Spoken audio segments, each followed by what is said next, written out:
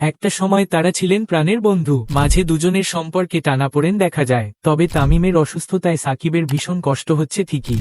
আজ ঢাকা প্রিমিয়ার লিগে খেলার সময় হঠাৎ বড় ধরনের হার্ট অ্যাটাক হয়েছে তামিম ইকবালের। অবস্থা সংকটাপন্ন ছিল, হার্টে রিং পরানোর পর কিছুটা স্থিতিশীল হয়েছে। এদিকে আজ 24শে মার্চ ছিল সাকিব আল হাসানের জন্মদিন। জন্মদিনে বন্ধু তামিম ইকবালের অসুস্থতার কথা শুনে দুঃখ ভারাক্রান্ত সাকিবের হৃদয়। সামাজিক যোগাযোগ মাধ্যমে সাকিব সে কষ্টের কথা শেয়ার করেছেন। সাকিবের বলেছেন, আজ আমার জন্য বিশেষ দিন, কিন্তু মনটা পুরোপুরি আনন্দে নেই, কারণ আমার প্রিয় সতীর্থ ও বন্ধু তামিম ইকবাল অসুস্থ।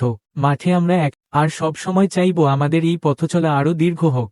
তামিম, তুমি বাংলাদেশের ক্রিকেটের অন্যতম বড় শক্তি। তোমার দ্রুত সুস্থতা ও মাঠে ফিরে আসার জন্য দোয়া করছি। ইনশাআল্লাহ তুমি খুব তাড়াতাড়ি সুস্থ হয়ে আমাদের মাঝে ফিরে আসবে। তামিমের জন্য আপনার দোয়াই হবে আমার জন্মদিনের সেরা উপহার। দোয়া করবেন আমার ভাই তামিম যেন দ্রুত সুস্থ হয়ে আবার মাঠে ফিরতে পারে।